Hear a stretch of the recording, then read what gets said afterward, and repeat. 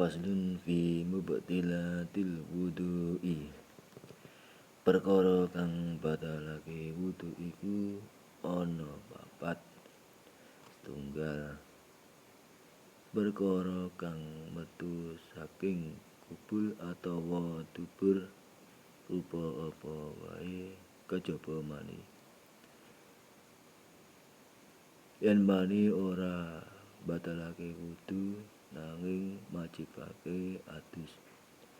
Loro, ilange akal sebab turu edan ayan mendem lan liya-liyane.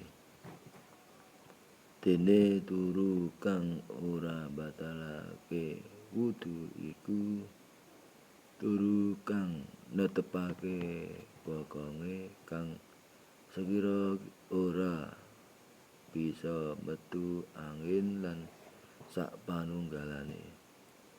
3. Kedemek sing nggolan kulite wong lanang karo wong wadon senajan ora anjarak. Nanging syarate yen padha gedhene lan wong liya ora sak sanak. Tegese kedemek karo wong kang halal dinikah tur ora anggo aling-aling.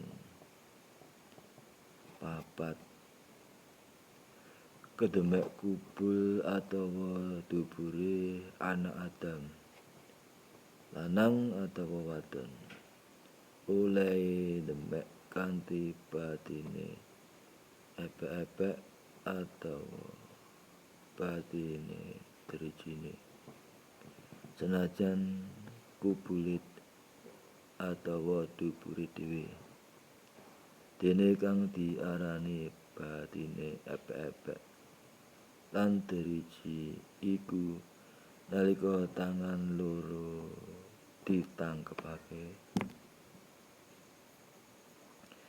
Endi kang ora katon diarani batin. Dene kang katon diarani dhahir.